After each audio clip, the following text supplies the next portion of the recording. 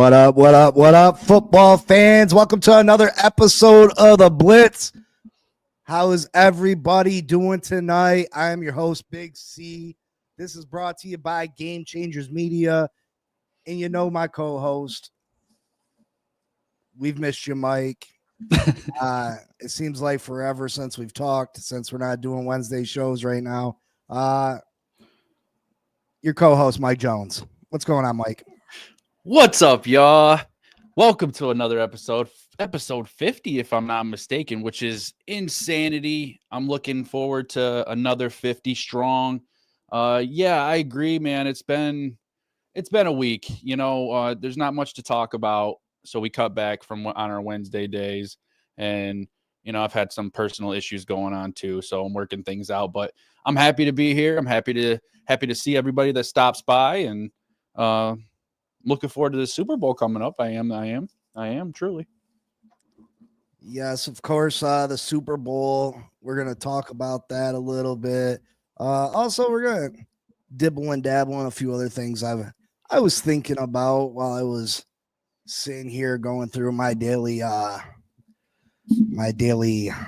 podcast watcher, because I watch a lot of podcasts. I like to keep up on what everybody's talking about, and I support a lot of other channels, and I watch a lot of the ESPN shows, First Take, and you know, all those channels. Obviously, we're going to talk about Super Bowl. Super Bowl's the Super Bowl, but I got to thinking, and I was looking at stats, and I was looking at Saquon Barkley's year, and Saquon had a fantastic year. One of the greatest years ever. So we're going to talk a little bit about that. We're also going to talk about these Kansas City Chiefs and where they rank as a team in NFL history. Because what they've done is remarkable. Patrick Mahomes, Andy Reid, they got to be up there with the all-time greats as far as quarterbacks and coaches go, and the success this team's had in the last 5, 6, 7 years. So we're going to get into that. But there's a lot of other stuff going around in the NFL right now. The Senior Bowl just wrapped up today. So for all those draft needy teams and teams that have been eliminated. So if you're not a Kansas City fan or a Philadelphia Eagles fan, you've been looking towards the future, looking towards next year, looking at how your team can improve. The Senior Bowl is a great opportunity to check out some of the talent before the combine. You know, maybe you don't watch a lot of college football. Like, I don't watch a lot of college football, I'm not gonna lie. Yeah, so the Senior Bowl is a great opportunity to learn who some of these guys are, see who's capable of what, who's got the potential, where they might be drafted, where the draft stock is, and how they perform against other top seniors. Right. So I really enjoy that. It really gives you an idea of, all right, this left guard, he does great things. He's fast, he's agile, or he's big and he's strong. Would he fit your system? Would he fit your team scheme? So I really like that. Plus it gives you an idea who these people are as young men. Yeah, they're a little more developed too, right? Because they're obviously in their last year of college, so yeah, they're gonna be more NFL ready, and you're gonna have that opportunity to maybe pick from a better setup, that somebody more likely to come in and be ready, right? Well, yeah, they're definitely more mature too, as far as a mental capacity too. You know, but you get to learn who these people are as human beings. You know what I mean? And I like that about this. I like that about the Senior Bowl too. A lot of standouts. They gave me an opportunity as a Miami Dolphins fan, which our team has glaring needs along the offensive line and the safety position. Mm-hmm. It gave me an opportunity to learn some of these guys that maybe aren't at the top of the draft, maybe aren't the number 1 or number 2 prospects, but they're still very, very capable players that could come in and help my team out immediately. And I really like that. Whether it's a 3rd round, 4th round, 5th round, these players, they vary in their draft stock, but it gives you an opportunity to see how they perform against other top talent. And I like that a lot. Mm-hmm. So on the Fin Posse podcast, I've been discussing a lot about this last week. I've been doing Monday through Friday, 10 a.m. Eastern time for anybody that wants to check it out. I've been just basically going out over what our team needs are, what the expectation is, who we could bring in. I've been going over who our free agents are, whether we should let them walk or come back, what I expect us to do in the draft, and draft targets, free agent targets. Because before the draft, there's free agency. Free agency opens up in March. Mm-hmm. You could address a bunch of your needs in free agency, and it could change your whole draft position. You know what I mean? It could change up who you want to draft. I could go get if you're a quarterback needy team, you could go sign Sam Darnold, and now you're not a quarterback needy team, and you're not taking a quarterback in the first round. Right. So I've been going over a lot with that. There's a couple teams that come to the forefront when I think about the quarterback position, though, who've got tough decisions to make, and that's the New York Jets first and foremost. Mm-hmm. What is New York Jets going to do with Aaron Rodgers?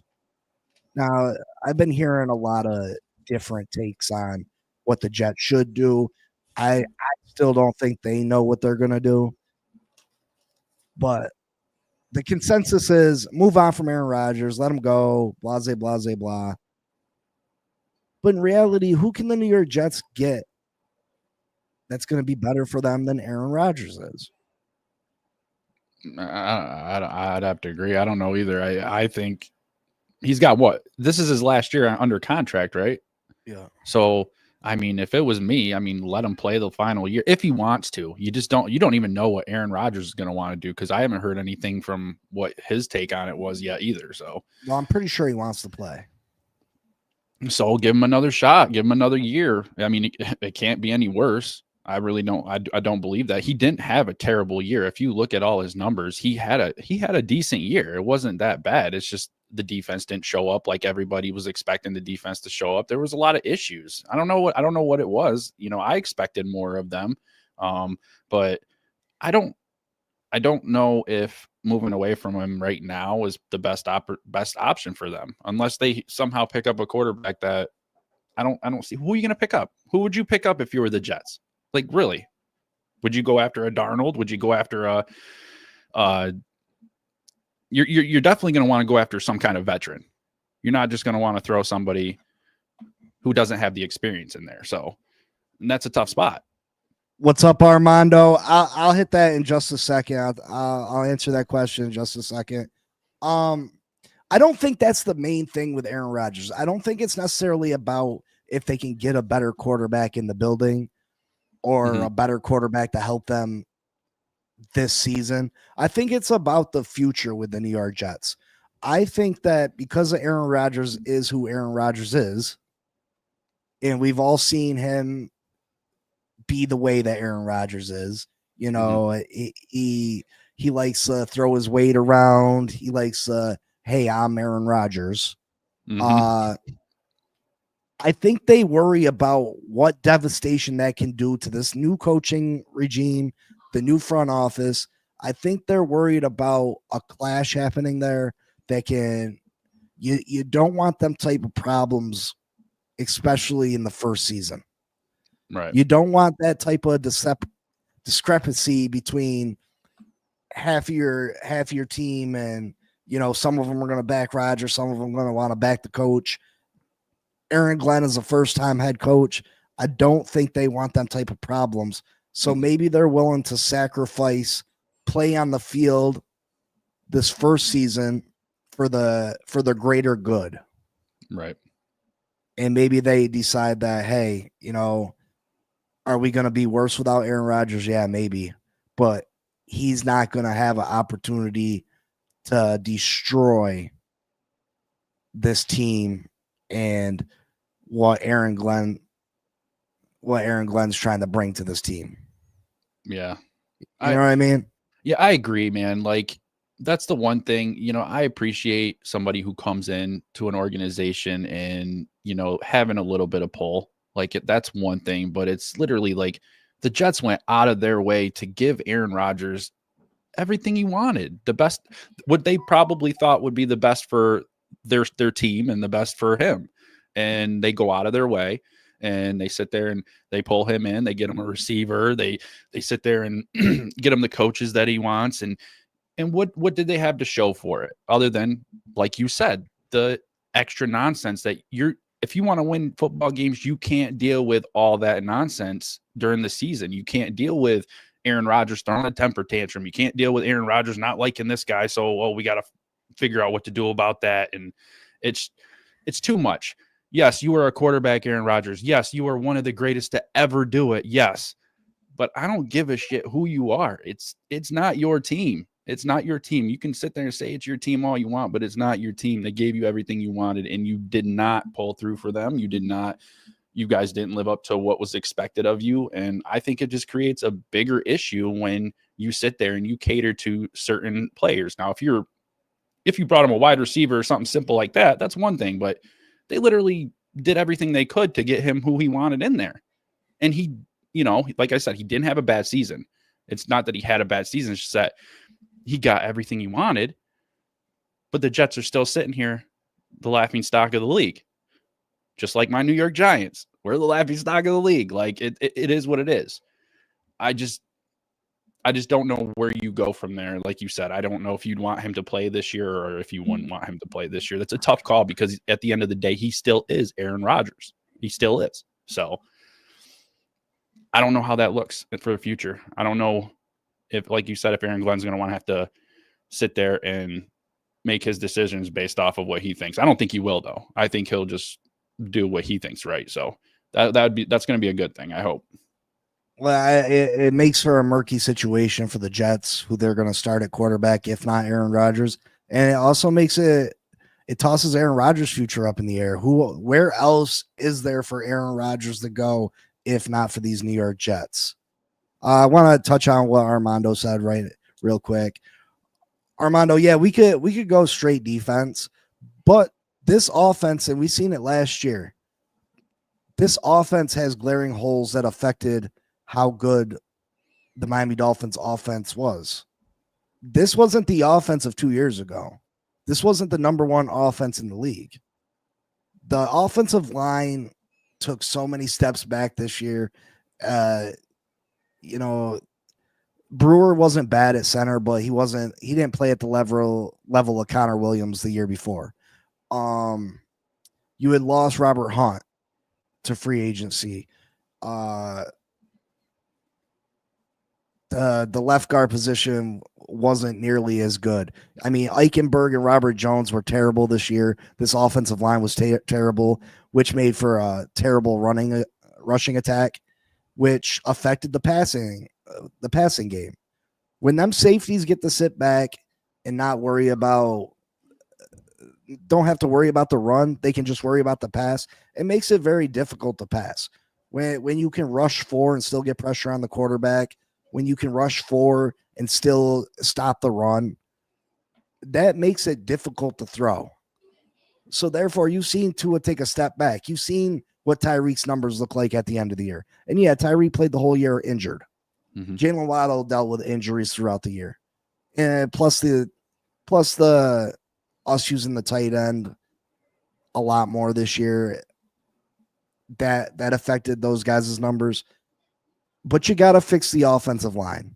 If you fix this offensive line, that can make it so we can have a top 10 offense again. Mm-hmm. And you got to remember, Armando, that we had a top 10 defense with Weaver last year without a pass rush. Jalen Phillips, he came back last year, but he came back too early. He wasn't fully healthy. He ended up getting hurt after just a couple games. He was out for the season again. Bradley Chubb never ended up coming back from injury. He was out the whole year. So all we had for pass rush was a rookie outside linebacker who didn't start hitting his stride to the final 4 games of the year because he was a prospect. He was a development guy. Right. So we had no pass rush. We couldn't get to the quarterback. Now this year, Jalen Phillips should be fully healthy. Chop Robinson, a year under his belt. Plus he's a dog. He's a worker. From what I heard and hear from people, that he spent extra time after practices watching tape, working with Teron Armstead, our all-pro left tackle, on pass rushing moves and what works against the offensive line and things that he should do to become a better pass rusher. So he should be improved. Hopefully we can rework Bradley Chubb's contract and bring Bradley Chubb back. So now we have a pass rush. Imagine that added to a already top 10 defense. Yeah. And then as a Miami Dolphin fan, you know how badly Javon Howland played for us this year. How badly Javon Howland he phoned it in. It was like he was making business decisions out there. He knew that he was going to be a free agent this year. He didn't want to risk injury. He didn't give full effort. And then our other safety position was Jordan Poyer. He was absolutely horrible. Absolutely horrible. So it's like we just had a open hole at safety too. So if you fix the safety positions, we got a pass rush.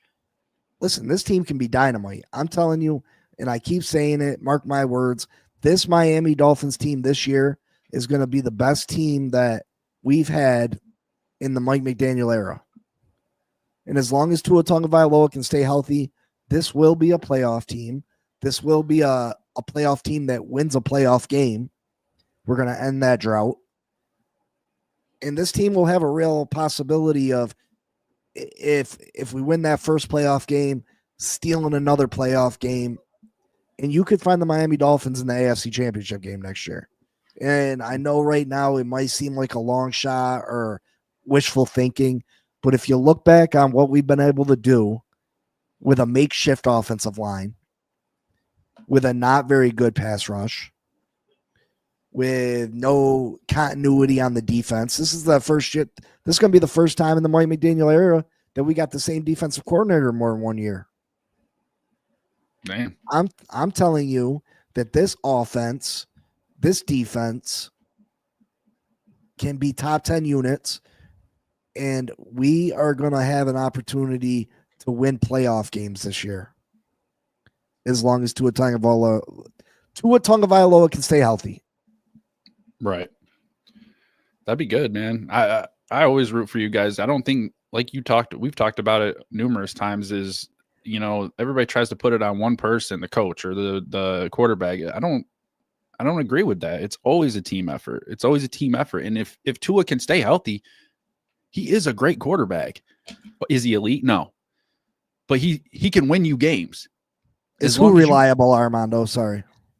As long as you can, if he can win your games, which he can, as long as everybody else performs too, because you can't just have one person perform in every game or two people perform in every game. It takes a team effort. Like you said, you could have the one of the top defenses, but if you can't get to a quarterback, that's where you cause your turnovers. That's where you get your extra points. That's, you're causing interceptions. You're causing sacks. You're disturbing. You're making them 3rd and longs instead of 3rd and 5s. Those things make a big deal. So, I mean, yeah, the pass rush would definitely help you guys. And then if you can keep Tua safe, if Tua can keep himself safe, which nobody can ever guarantee that, yeah, I really think you have something there. I really think you guys could go all the way to the AFC Championship. It doesn't take much. When the Giants did it, we were wild cards. We were literally got into the playoffs with the final win of the season. So anything is possible as long as Tua stays healthy and you guys make the right changes. Well, that's what kills me about other content creators just throwing the towel. We need to just dump everybody and it's end of the world. Woe is me. Mm-hmm. Is Chubb and Phillips reliable? How reliable do you need to have them? If I'm not expecting Chubb or Phillips to come out and have 12 to 15 sacks apiece. Right. And I don't think this defense needs that. I think this defense, if Phillips can get 7 and Chubb can get 6 or 7, you know what I mean? And then Chop Robinson, I expect a little bit more from Chop. I expect the offenses were able to focus on Chop Robinson especially when he got it going at the end of the year. They were able to be like, hey, if we stop Chop Robinson from getting to the backfield, they have no other pass rush. So now you got Chop Robinson a year better, a year of experience under his belt. But you got to worry about Jalen Phillips. You got to worry about Bradley Chubb. They can't just focus on Chop. So I think Chop has the potential to go get you 10, 12 sacks next year. I think Chop Robinson's your real pass rusher next year. And if Chubb and Phillips can produce something on the other side, I think that's a win. And you don't have to rely on them, and you're not asking them to go get you 10 to 12 sacks. But we had no pass rush. When you're leading sack guy as your defensive tackle, Zach Sealer. Zach Sealer's a great player for us. Zach Sealer's a great player for us. But when he's your leading pass rusher, you know you got problems. And Mike's right. When you got a pass rush, it changes everything up. That quarterback doesn't have time to find the open receiver. The running game can't get going. So you know what I mean? And then if you can get a lead, which this offense, you rebuild the offensive line and you get a lead, and these defensive players get to pin their ears back and go after the quarterback, this team can be super successful. Look how bad we looked last year. Look how bad at times we looked last year. Yet we went to week 18 still with the opportunity to make the playoffs. Yep. Our best player had a broken wrist the whole year. The whole year. Our starting quarterback missed 6 games. Yep. 2 of our defensive studs played a total of 4 games between them. And then like I said, we got 0 from the safety position. We got nothing. Sealer also needs help inside. Yeah, I agree on that. I'm hoping and begging that somehow we can get Calais to come back. I'm begging. I'm hoping Calais sees the potential with this team. He sees what Chris Greer and Mike McDaniel are trying to put together, and I hope he comes back. We got time to try to impress him and try to talk him into it, because he's not going to sign before. He's going to sign late like he did last year. He's not going to want to do training camps and all this and all that. So hopefully we get Calais to come back, and that'll be a big help. But maybe we take someone in the draft. I went over, if you watch today's video from earlier today, I went over possible free agent fits. Listen, we need 2 to 3 players on the offensive line. We can go get 3 starters in free agency. 3 starters that'll make this offensive line leaps and bounds better. We can go get 3 starters that'll give us a top 10 to 12 offensive line. You can get 2 starting safeties for the same price it'll cost you to re-sign Javon Holland. This team can get better. And then we can go into the draft and draft best player available for position of need, of course. Mm-hmm. You go get yourself a top-end defensive tackle. There you go. That plugs that hole. Draft 2 guards and a 2 defensive tackle. I would say draft 2 guards, 1 defensive tackle, 1 safety, and fill the rest of the holes with free agency. That's what I say. Mm. But other Armando, 10 a.m. Monday through Friday, Finn Posse podcast. Check it out. We go through everything over there. I hate to dictate this show with too much Dolphin talk, but you know, there ain't much going on, brother. I ain't mad. Yeah, I feel you. I feel you. But yeah, other quarterback. We went through Aaron Rodgers and the New York Jets dilemma with that. We'll see what they do. I think they end up moving on from Aaron. I think it's just what's best for the New York Jets to rebuild. Yep. But at the same time, the New York Jets, you got to be wondering, you got to be questioning. They had such high expectations last year. They had Super Bowl expectations.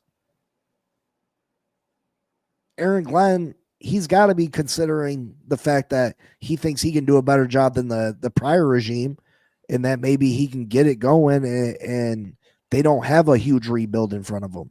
Mm-hmm. I mean, that'd be tempting to me if I was coming into a team that I'm looking at it and I'm like, well, this same team right here, they were talking about Super Bowl, and I'm looking at the defense and I'm like, hey man, this can be a top 5 defense for sure. And I'm looking at the offense and I got Devontae Adams and I got Wilson and I got Breece Hall and Aaron Rodgers, all-time great.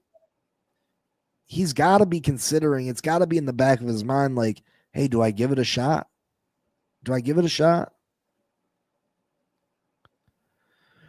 They're both older. We need a fresh body. Who's both older? You talking about Zealer and Zach Sealer's not too old. Calais is old. Listen, we're only going by this year. That's all you can go by, Armando. You can't, if you're talking about building a team right now, that's a lost cause right now because everything depends on this year. If this team is not successful this year, we're starting completely over. And the only way we're getting better this year is by mortgaging our future. Our future's already mortgaged up to the ears, but Chris Greer's going to take it over the top because his job's on the line. He's going to do everything, and he's going to put us in so much financial trouble to get us cap room this year. But again, he does not care because if this year does not work, he's not going to be here. Yep. But if it doesn't work, we are going to be in so much shit. Yeah, for sure. Because he's gonna rework to his contract, and we're gonna pay Tua pennies on the dollar. And yeah, he's still gonna make a shit ton of money this year. Don't get me wrong. Mm-hmm. But we're probably gonna save $20 million on Tua's contract this year. Guess where that money goes? Towards the end of the contract. So if Tua's scheduled to make 55 next year, he's going to make 62. If he's scheduled for 60 the year after that, he's going to make 70. You know what I mean? So it's going to hurt us in the long run, but that's what he's going to do. And it's not just going to be Tua he's going to do it to. No. So you can't talk about building. Even if we're successful this year, this isn't something like the Chiefs. This isn't a situation like the Chiefs. If, say we go to the Super Bowl and win it, by some miracle, we're not going back to the Super Bowl next year. We're not making the playoffs next year because our team's going to have to be torn down. That's terrible. It's one and done. It's all in. I got $20 to live on. I'm throwing it in the jackpot, and if I win, listen, we haven't steak dinner. If we lose, brother, you know what I mean? If we lose, you're just farther in debt. We're giving hand jobs outside the gas station for a gas station hot dog. For a gas station hot dog with no chili. But even if you win and you have that steak dinner, you ain't gonna have no food for tomorrow. No matter how you do it, this team's in trouble. Yeah, that's definitely a tough spot to be in for you guys. I mean, I couldn't imagine. I just hope the same thing for the Giants. I hope they don't go in and sit there and just spend all this money because they're on their last leg too. We're in a similar situation. We got a little more cap room, obviously, but no, you guys are in a better situation because you already moved on from your quarterback. You already started the healing process. You know what I mean? You ain't got a bunch of big name contracts that we got huge contracts. We got two receivers making over $30 million. You know what I mean? Yeah. So we got a quarterback $60 million. That's $120 million in 3 players that you don't have. So literally, you guys have to go all in this year, regardless, Because if you don't, well, yeah, I mean, people are going to get their way because, some people are going to get their way. People want to see Tua fail. People would rather be right in the Dolphins community than to see this team succeed, and I've learned that. right. People would rather Tua fall on his face this year and we lose than for Tua to come out and play good and they're wrong. Just to give them an excuse. I don't And like it blows that. my mind. It blows my mind. No, absolutely not. But I mean, if the season goes wrong and Tua gets hurt, and that's the main thing that can go wrong is Tua gets hurt and we don't make the playoffs. Chris Greer is going to be fired. Mike McDaniel's going to be fired. We're going to get rid of Tua, but we're going to still owe Tua so much money. We're going to trade Tyreek for nothing. Jalen Ramsey. We have to move on from a lot of people, and it's going to be a lot of dead cap. So for the next 2-3 years, we're gonna have no money to help our team out. We're just gonna have to draft, and then by time you get cap space again, you've had 2-3 drafts where you should have a bunch of good players through the draft. You know what I mean? And you should have a bunch of cap space. And that's when the rebuild really starts again. It gives you an opportunity to be in a position that, hey, maybe we got the quarterback position right in one of these drafts. Hey, you know what I mean? And you're able to do what the Washington Commanders are doing this year. You find a quarterback who is supremely talented, and you got a bunch of cap space to build a team around them. But right now, this year, it's all or nothing for these Miami Dolphins. I see Jets or Panthers win a playoff game before Miami. You're crazy. Yeah, I don't. I don't. Bro, we were one game out the playoffs this year, Armando, with Tua missing 6 games. The years before that, we made the playoffs. Yeah, we lost to Kansas City in frigid temperatures with half our team hurt. And the year before that, we lost to Buffalo in Buffalo by a field goal with our backup quarterback. And you're telling me the Jets, who don't know who their quarterback's going to be, is going to win a playoff game before us? Or the Patriots? Are you saying the Patriots or the Panthers? Panthers? I think it's the Panthers, yeah. Who are the Panthers? Yeah, they got a little bit of the Panthers got some work to do before I think any of that. We got a lot of talent on this team. Come on. I'm not a Tua guy neither, but you can't deny that we had a top 10 offense with Tua at one point. Them first 2 years, this offense was really good. Last year it fell off. It did. But our offensive line was horrible. Armando, how long you been a Dolphins fan?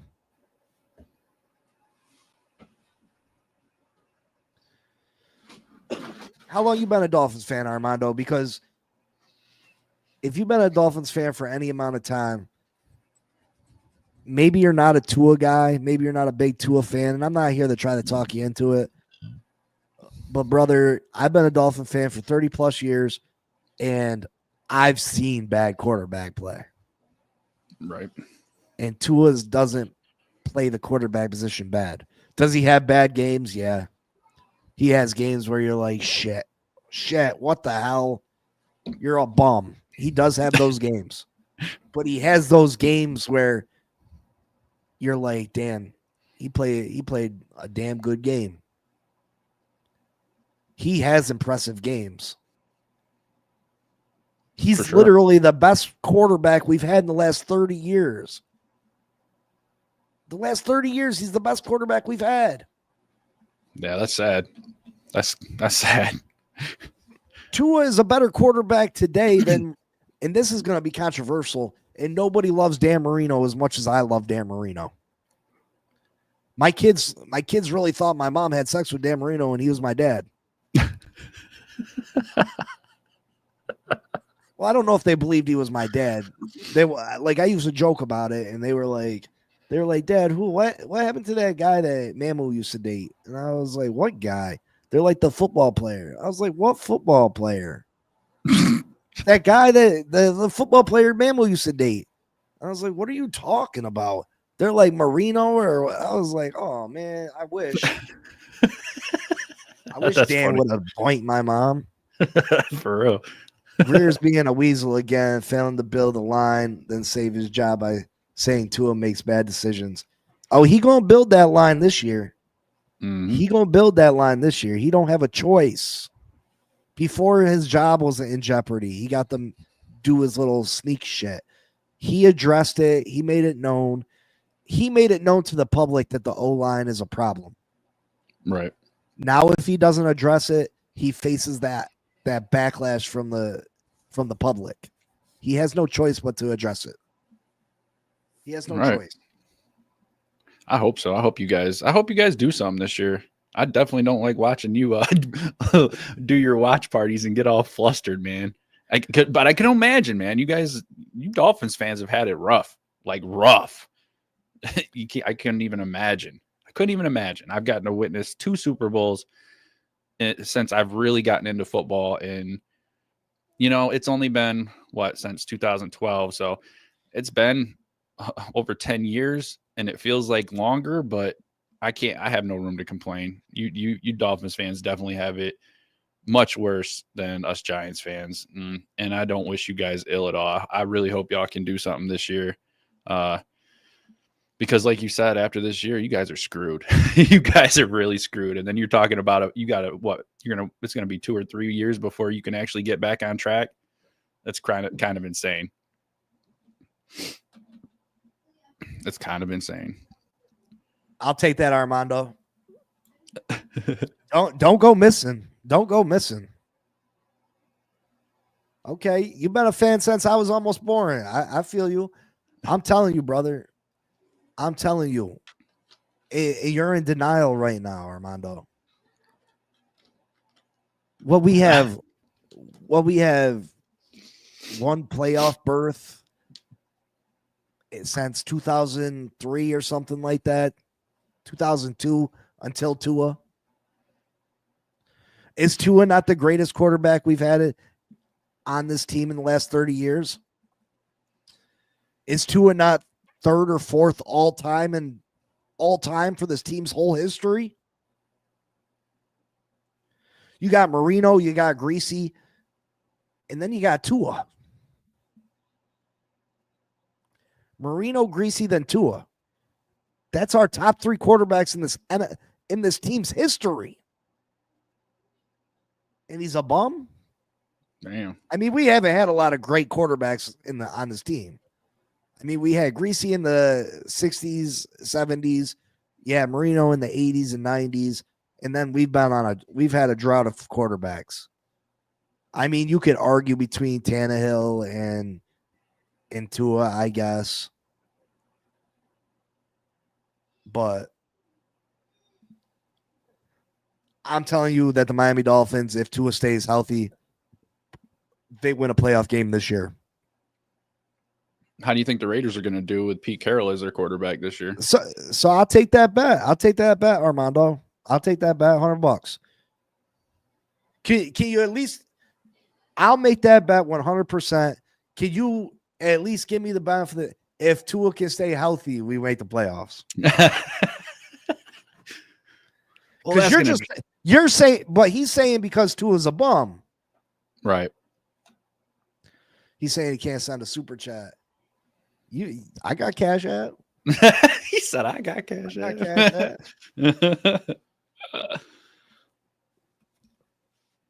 We're getting there. It's all in fun though. You're entitled to your opinion, Armando. Do we need to upgrade our quarterback position? Yes, for the simple fact that Tua can't stay healthy. Yeah, you can argue the fact that his play on the field, and we can agree to disagree. And there's lots of times that I feel the same way you do. But the main fact is Tua can't stay healthy on a consistent basis. That's the main reason he needs to be replaced. Would I love to have a Josh Allen, a Patrick Mahomes, a Lamar Jackson? Absolutely. I'm not going to throw Joe Burrow out there, although everybody's on his nuts all the time. Joe Burrow has a history of being injured too. Joe Burrow has had great receivers. Joe Burrow, besides the one Super Bowl run, hasn't done much to me. He hasn't done much. Does his numbers look fantastic? Yeah. He's got Jamar Chase and T. Higgins, which are both real, legit number one receivers. We have Tyreek Hill, who is a legit number one receiver, although he is a gimmick player at the same time. He's not I wouldn't say he's a true number one like Jamar Chase is, but he is a gimmick player. I mean, he's a speed guy. And then you got Jalen Waddle, who is not a number one receiver. I don't care. I'll argue anybody. Jalen Waddle's not a number one receiver. No. But yeah, I would love to have a Lamar Jackson, a Jaden Daniels, a Patrick Mahomes, a Josh Allen. I'd love to have it. We just don't got it. And hopefully someday in the near future we find it. Sure. But anyway. Don't we all wish we had one of those? Don't we? Keep getting off topic. The Pittsburgh Steelers, what are they going to do at the quarterback position? Obviously, the Russell Wilson thing, it seemed like it was working, but towards the end of the season, he just wasn't able to make the plays necessary to beat the better teams in the league.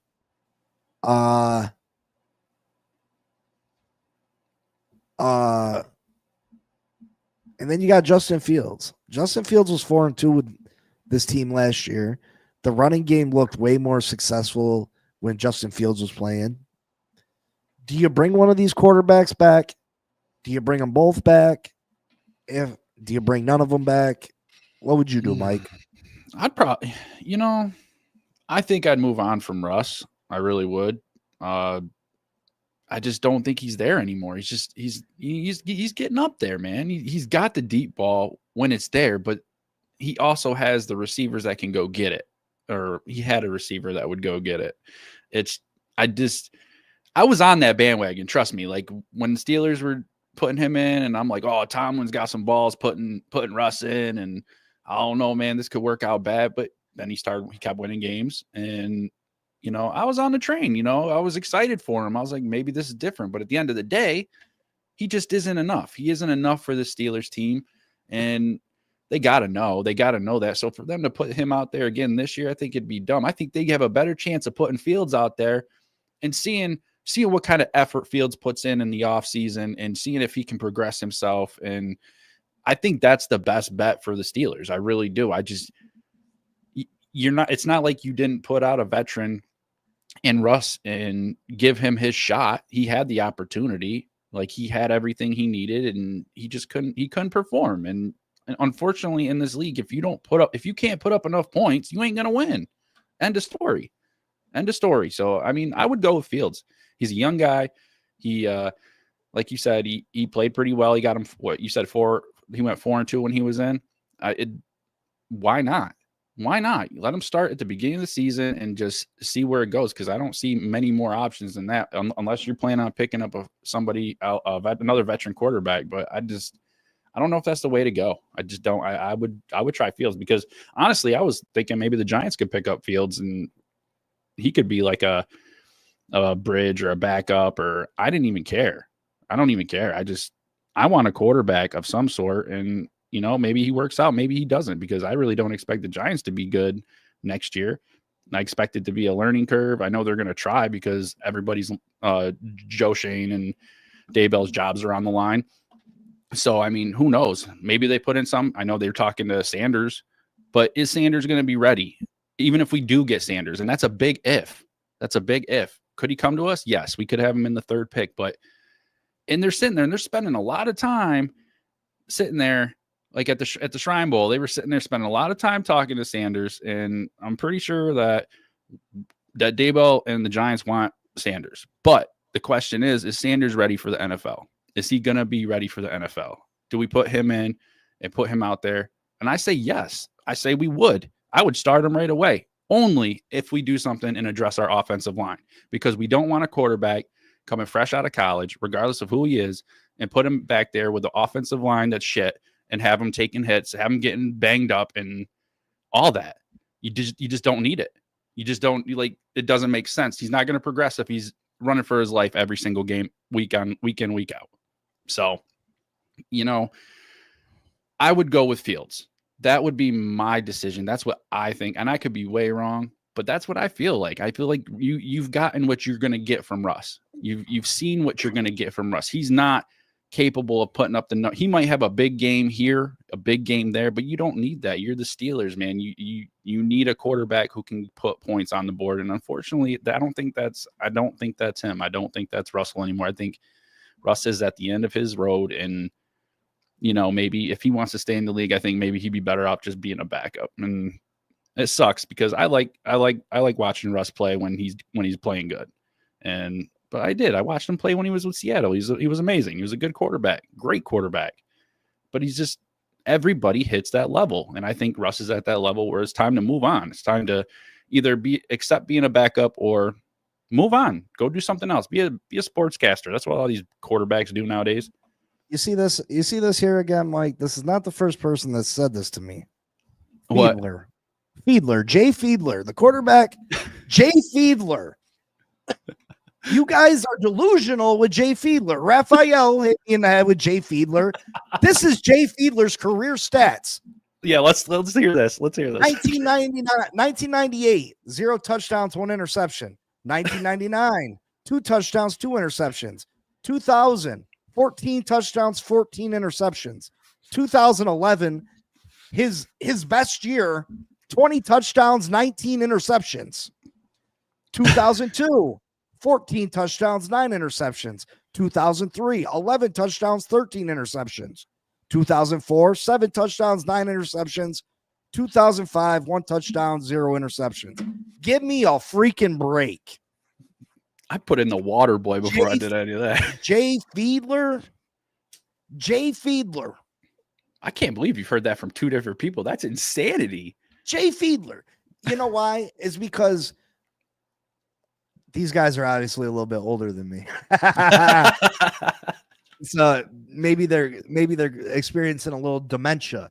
They forget, they fail to remember that those teams were successful. Those teams were in the playoffs year after year. But they forget we had a top 5 defense. We had a killer defense. We had a great defense, like a great defense. And we had a running game. That's how we won games. We won our games 13-10. 16-13. Fiedler. We barely ever scored over 20 points. Jay freaking Fiedler, he threw 20 touchdowns once, but he had 19 picks. Every year besides that, he didn't throw over 14 touchdowns. 14 touchdowns. That's crazy. Come on, man. What years did he play? 1998 to 2005. Oh yeah, so those numbers. He played 5 years with the Dolphins. 14 touchdowns, and you threw 14 picks. Yeah. Screw he that. threw over 3,000 yards once. He threw 3,290 yards the year that he threw 20 touchdowns. Every other year was low 2000s. Wow. And he started every game for him. It's not like we're not talking about he started half the season or 6 games. He started the whole season, 14 touchdowns, 2,000 yards passing. What's 2,000 divided by 16? What's 14 divided by 16? Less than a touchdown a game. Damn. What's 22? What's 2,200 divided by 16 for real? 2,200 divided by 16. 137.5. 137 yards a game he was averaging, bro. Like, come on. Garbage. Jay Garbage. Fiedler. Come on, man. Come on, man. Come on, man. I missed that segment. Come on, man.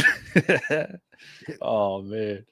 It's all right, though. It's all right. We're all Finn fans. Mike's a Giants fan, but we're Finn fans. I ain't gonna hate on you too much. You're just in denial. You forget those teams were led by Zach Thomas and Jason Taylor and Brock Marion and Pat Surtain and Sam Madison. Like, come on. Yeah. We had great defenses. We had the top corner duo in football. Like, we had the number 1 and number 3 corners in all of football. Damn. Number 1 and number 3. We had the best pass rusher in all of football, Jason Taylor. We had a top 3 linebacker in football, middle linebacker in football. We had a top 3 or 4 safety. Like, we had a beast of a team. Yes, we had a beast of a team.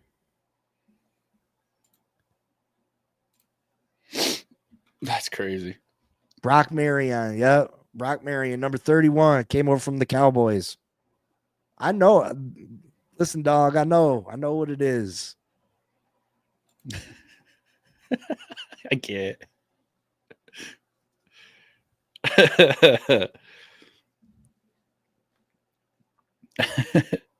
What did I just see? I just seen All right, let's talk about these Kansas City Chiefs. Oh boy. Are these Kansas City Chiefs the greatest? First off, I seen someone ask if the Kansas City Chiefs were a dynasty. How are they not a dynasty? Right. They're definitely a dynasty. But is the Kansas City Chiefs the greatest dynasty we've ever seen in the NFL? I don't know. Bet on, Armando. Absolutely, brother. So are you sorry, Armando, you gonna give me the fact that if Tua plays the whole year, he don't got to play the whole year. If Tua misses more than 4 games, we call it even. If he misses 4 or under, it's a fair bet. Is that cool? Or is it just straight up? Because if Tua don't play, this is obviously not a playoff team. Right. Yeah, for sure. Yeah, it's not fair. Yeah, I agree with you, Armand. I think the Patriots have the best dynasty so far. I think that Kansas City still has a little bit to prove. I mean, if they three-peat, then I think you can legitly put that out there. But I don't think there's a guarantee they're going to three-peat. The Philadelphia team is looking really good. I know that Kansas City finds ways to make the come out on top at the end of these games, but it's got to end. It don't gotta. Listen, I can sit here and say it's got to end, and they are the champions, and they find a way to win. But at some point, it's got to end. It's going to end. And I think Philadelphia, if Saquon has anything to say about it, I think it could be this year. I think that Kansas City has the opportunity, obviously, but I don't know, man. I don't know. I think the Eagles look pretty good. They definitely look more explosive than Kansas City. And if Kansas City can't put up a bunch of points, I think we're looking at an NFC East Super Bowl champion, which I'm not happy with, but it is what it is. Is what it is. See, the Patriots, the Patriots got 6 Super Bowl titles in 19 years. If the Kansas City Chiefs win next Sunday, they'll have 4 in 5 years. So, how many? So a dynasty is a 10-year period, I'd say, right? So you can't count all 6 of those championships because they happened over a 19-year period. Right. So how many did the Patriots win during the 2000s? Some were during the 2000s, some were during the 2010s. I don't know if it's fair to judge the Chiefs' 5-year run against a 19-year run. Right. That's a tough question. I just don't know if Kansas City's there yet. I really don't. Eagles win by 14. Armando says 20 for the Pats.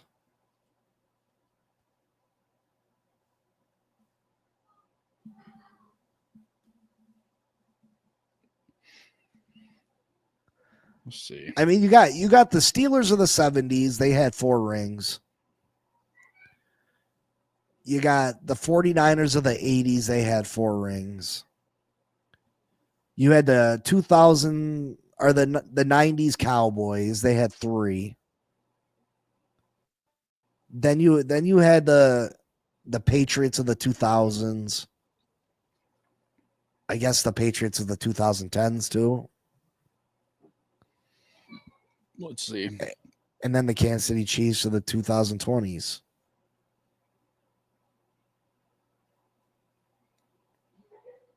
New England. What's that? 2002, New England won the Super Bowl. Then they won it in 2004. Then 2005. 2001,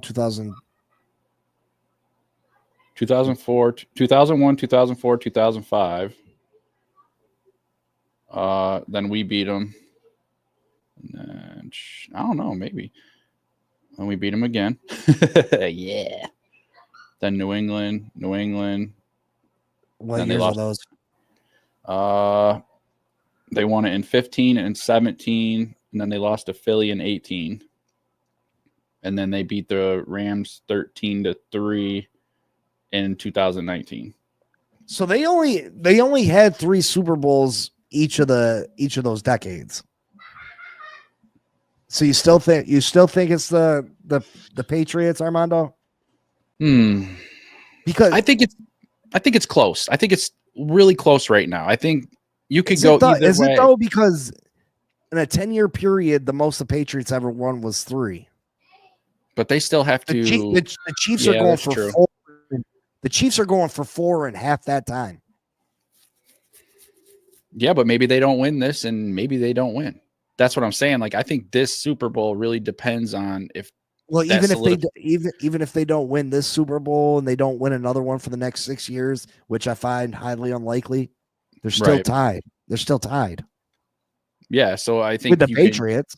So I think you can have an argument on both sides, and I don't think anybody would be wrong whether to say Patriots were the best dynasty or Kansas City's the best. I think, but I honestly believe if Kansas City wins this and they get the 3-peat, I don't think you can really say the Patriots had the best dynasty because nobody's ever 3-peated. So I think Armando said that, and he's right about that. They dominated the division for 15 years, which that's pretty remarkable. Yeah, I mean that's pretty remarkable. They were going against some bad teams, but that is pretty remarkable. The domination of the AFC East. I think it's just a little too soon to sit there and say that, Kansas City is the number 1 dynasty over the Patriots at this point. I still think, like I said, they need to solidify it. And if they win next week, I think you have a legit argument to say, yeah. Well, even the Patriots, though, if the Patriots only won 3 in 10 years, both times, I mean, you got the Steelers who've won 4 in 10 years. You got the 49ers who've won 4 in 10 years. I think any one of those Dallas Cowboy teams beat any one of those New England Patriots teams. Let's see. The Michael Irvin, Troy Aikman, the Emmitt Smith teams. Mm-hmm. I'd take Brady over Mahomes any day. Oh, man. I can't say that I agree with you there, brother. I will say Tom Brady won more Super Bowls with less talent than any other quarterback in NFL history. Yeah. And then he went to Tampa and won one there too. So. I mean, Tom had one of the greatest tight ends of all time, but he didn't have him his whole career in Gronk. Right. And Tom had Randy Moss and Wes Walker, but he didn't win a Super Bowl with them guys. Yeah. All his Super Bowls were with a bunch of guys that like Deion Branch, and you know what I mean? Like, who the hell is Deion Branch? He won the Super Bowl with a bunch of guys that you don't really know.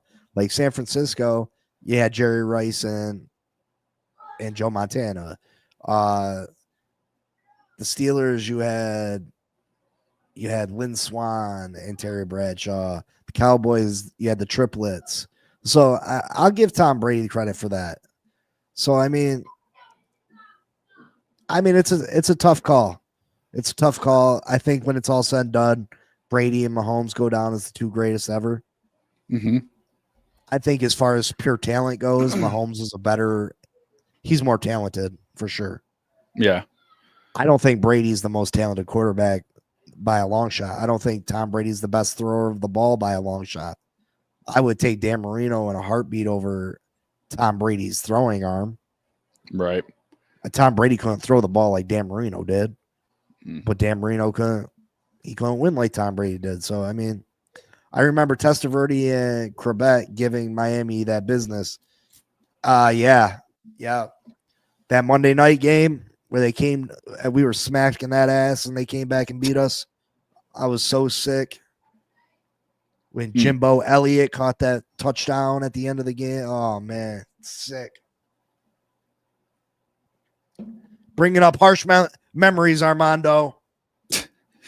Bringing up harsh memories. Why? All right, so we can't come to an agreement on that one. Let's go. Let's take a look at Saquon. I had talked about him earlier in the show. Saquon Barkley. Is Saquon Barkley having the greatest season a running backs ever had?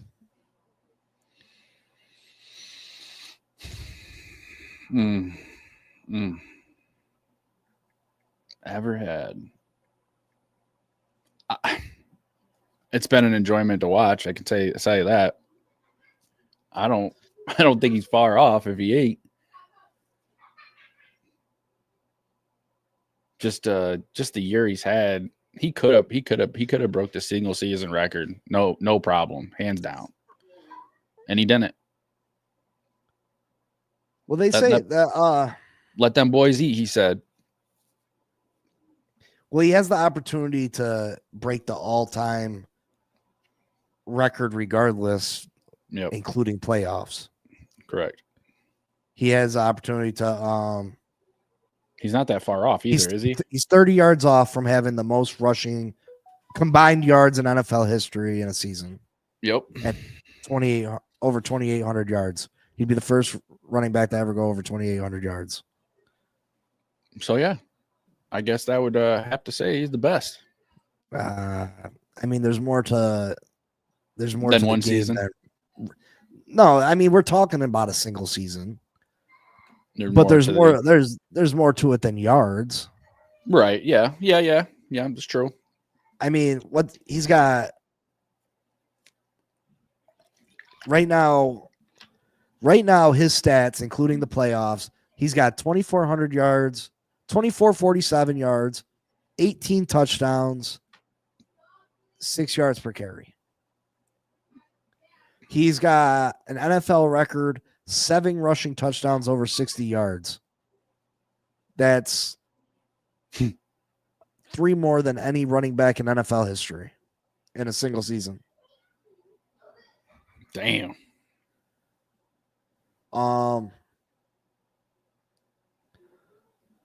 Let's take a look at some of the other ones that I'd put up against it, and you tell me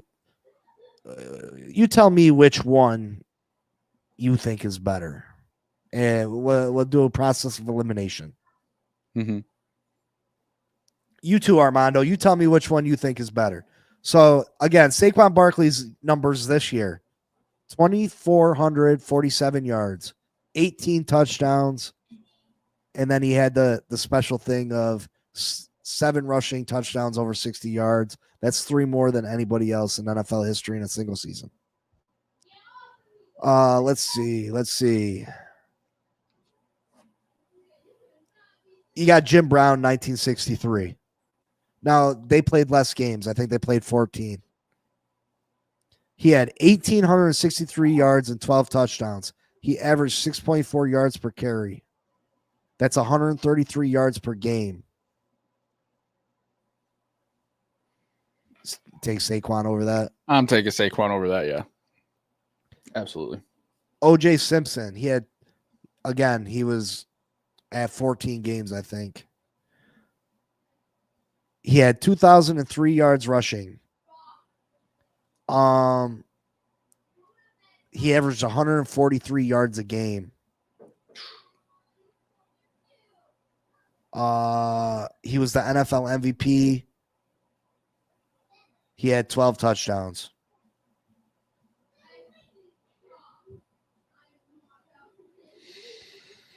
That's closer. 2,105 yards. So that's like 700 yards less than Saquon. Yeah. It's 6 less touchdowns. Yeah, it's closer, but it's still not. It's still not what he's doing. So. Still Saquon? Still Saquon. Let's see.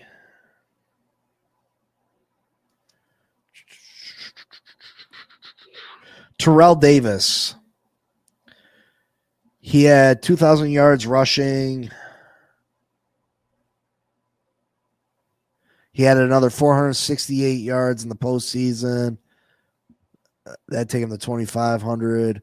Plus, he had the other 200 yards receiving. He's the one that Saquon would be breaking his record. He's the 2,700 total yards. How many touchdowns did he have? I think he holds the first and second spot. Well, he holds the first spot now, but he did hold the first and second spot twice, right? If I remember correctly. Oh, Terrell Davis? Yeah. Yeah, I believe. He might have. Yeah, I believe he had the first and second spot, and then after last week, Saquon took the second spot, and obviously the Super Bowl, Saquon's going to be in first. I'm going to jump to the one that I really think is the real competition here. And it's just because, well, there's 2 of them. And because Saquon's going to obviously be ahead of yards because he has the opportunity to Ricky Williams over Tua. I'd take that over 5,500 passing season from a quarterback. Yeah, I mean, Ricky Williams I'd definitely take Ricky Williams over Tua. Hell yeah. Ricky Williams was a phenomenal player for us. And if he would have got better quarterback play, we could have did special things with Ricky Williams. All right, so 2000 Marshall Faulk. He was the MVP that year. He had 2,189 yards from scrimmage. So that'd be about 600 yards less than Saquon finishes at. He had 26 touchdowns, though. Whew. Damn. 26 touchdowns. So he's 600 yards less, but has 8 more touchdowns. Did he have a quarterback stealing his rushing touchdowns, though? No, but they threw for a lot more touchdowns than the Eagles did. Okay. Kurt Warner was his quarterback. The greatest show on turf. They threw for a lot of touchdowns.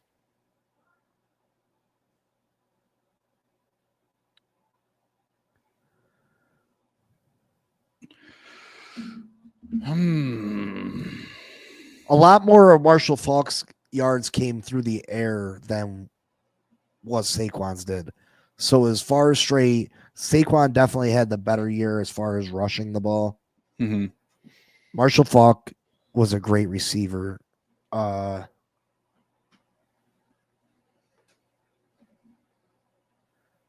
mean, you can still give the edge to Saquon. I mean, Saquon is breaking their all-time record for single yards in a season. You know what I mean? Yeah.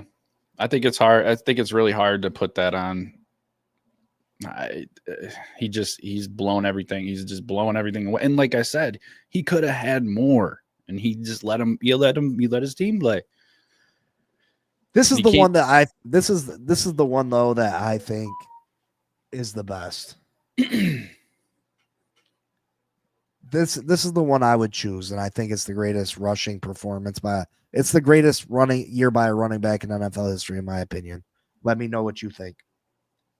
2006, LaDainian Tomlinson for the San Diego Chargers. Okay. LaDainian had 2,323 yards rushing. They got eliminated the first round of the playoffs. So Saquon had an extra. He's going to have an extra 3 games. Right. To get to 2,800 yards. So 2,323 yards rushing. And he had one less regular season game too. Don't forget that. Right. Okay. My big number here is I think they would have came close at the rushing yards. I think you give LaDainian Tomlinson 3 more games, he comes close to that 2,800 yards. Mm-hmm. The big number here is LaDainian Tomlinson had 31 touchdowns in a season. Okay. I mean, I can 31 touchdowns. I mean, that's a lot compared to what Saquon's got. So, I mean, I wouldn't argue that. If somebody wanted to say LT was better, if somebody want to say he had the better season, you can't really argue with that. Other than, like you said, he didn't play as many games, and you said he played one less regular season game.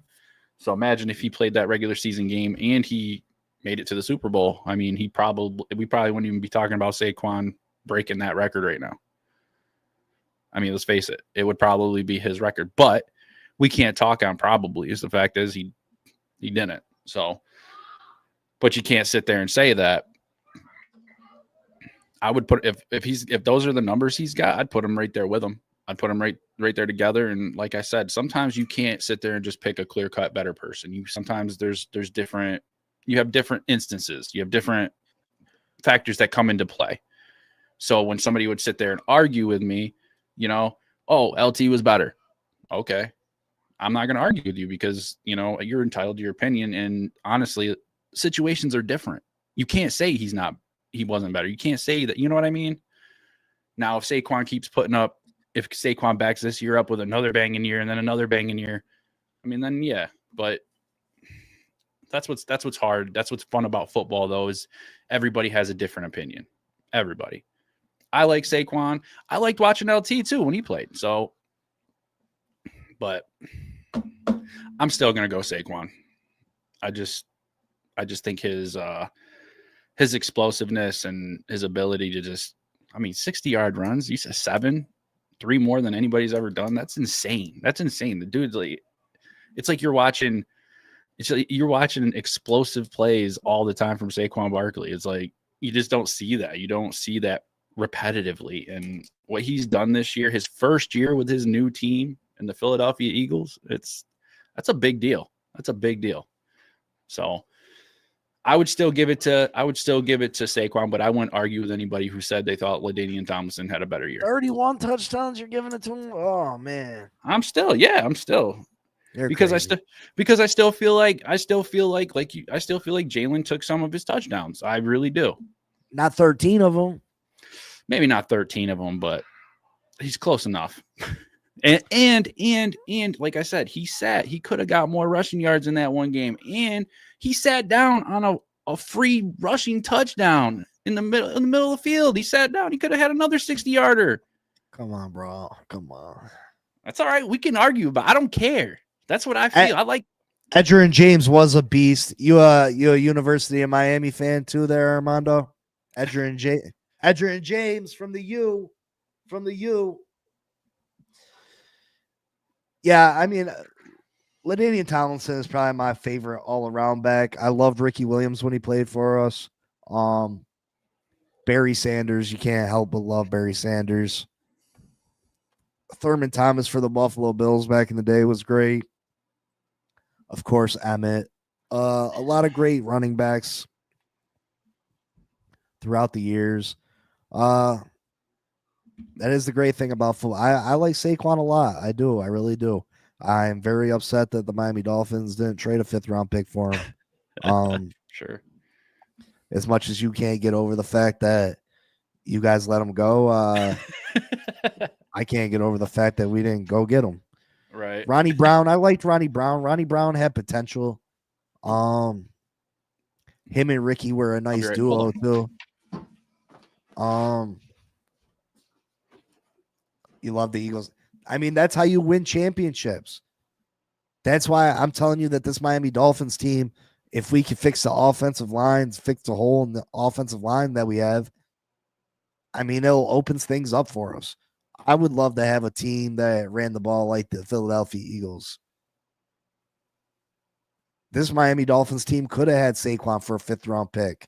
We didn't pull the trigger. We didn't want to pay $12, $15 million a year. Saquon's definitely worth it.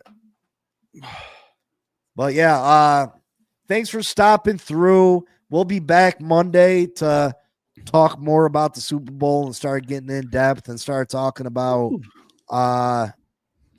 particular matchups and who we favor offense versus defense and vice versa. And start talking about who we like in the big game. Maybe start making some predictions on who's going to be the Super Bowl MVP, and we'll break down any other NFL news, and then we move on to free agency, and then the draft, and then you got OTAs, and then it's training camp, and then we're right back to work. Another season. Oh, I can't wait. Can't wait. So we'll see you Monday. Thanks for stopping in. We appreciate you. Any final words, Mike? Hey, man, just a normal. Thanks for kicking it with us on episode 50 of the Blitz. Please remember the links are always in the chat. Stop by and say hi. We appreciate everybody who stopped by. Thanks, Armando, for stopping by today. Yeah, enjoy your day. Enjoy your week. And we'll see you Monday. Armando, don't forget Fin Posse Podcast, Monday through Friday, 10 a.m. Eastern Time. Thank you, brother. Peace. Peace.